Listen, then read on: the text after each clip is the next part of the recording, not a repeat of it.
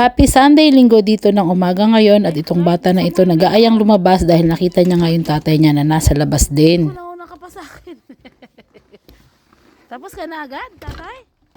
Nagpapalit siya ng gulong dito kasi pudpud na yung winter tire nung sasakyan na yan. Ewan ko ba dito maisipan kay lamig-lamig. Nung nakarang araw kasi sabi ko sa kanya iiwanan ko nga tong sasakyan at pakilinis niya nga kako. Pero ginamit niya din to pang hatid at dumaan sila sa palusong at sinabi niya nga na madulas nga daw at hindi na nakapit yung gulong. Hinahanap ko din yung pang sledding. Ngayon pala nasa yeluhan nakatusok. Ginamit pala daw nila to nung nakaraan pagkatapos ng snowstorm. Hala, lakas ng pandinig ng batang maliit dyan. Siguro dahil sa pagtaktak ko ng sledding na dinig niya. Ayan, tumatakbo na at gusto nang sumakay. Sa totoo lang, pag winter, wala namang ibang mapapagkaabalahan dito, especially sa mga bata. Kaya kailangan minsan talaga ilabas-labas din. Pero kanina, labag sa loob kong ilabas siya dyan kasi ang lamig-lamig nga. Ang sarap maging bata, no? Kasi ang nasa isip lang nila maglaro at maglibang. Sa magulang naman, masaya naman kaso mahirap din. Lalo pag ganyan malamig, kailangan mo lumabas para malibang sila. Pero mas okay na to kaysa naman nood siya ng nood ng TV doon at nagkakalat ng mga laro niya, diba?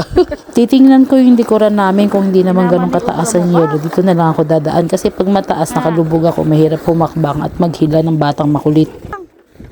Ay, malalim dito.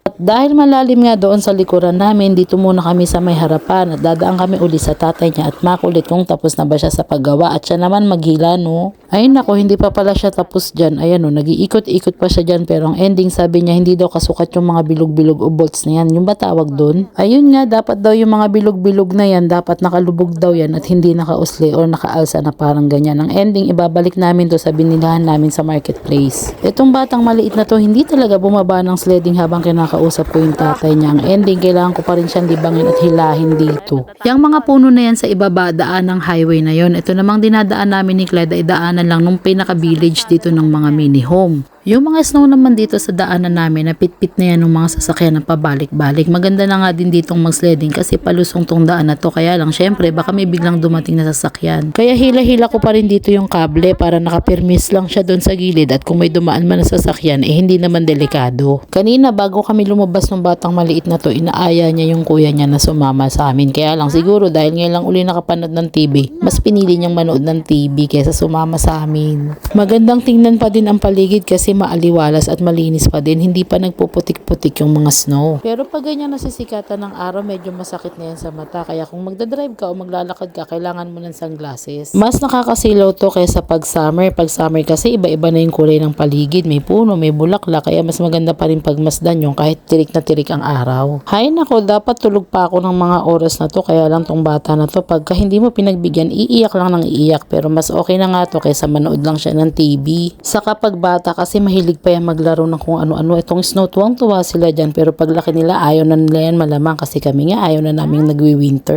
Are we going home? No. Ha? Uwi na tayo? Uwi na tayo? No. Ay, bakit? Play ka pa? Okay. Hay nako, at ayaw pang umuwi. Kanina pa ako yaya ng yaya sa kanya dyan. Pero no daw, play pa daw siya. Sa bagay, yung first experience ko ng snow na-enjoy ko din naman yun. Pero nung pumapasok na ako ng lakad at pauwi, naku, hindi na nakaka-enjoy kasi ang lamig. May time din naman na kahit winter mainit. Pero hindi naman ganun kainit. Pero pag ganyan tirik ang araw, asahan nyo na malamig yan. May time pa nga nun, naalala ko na ganyan tirik na tirik ang araw. Nagsuot lang ako ng usual na pang winter na walang doble. Naku, napakalamig. Sabi ng mga puti sa akin, looks can be deceiving. Ayan, nakabalik na nga kami dito sa tapat ng bahay namin. Itong bata na to ayaw magpaawat at may bitbit pang isang tumpok ng nyebe. Halo-halo. Bigs. Huwag mong kakainin ha. Ha? Dirty yan.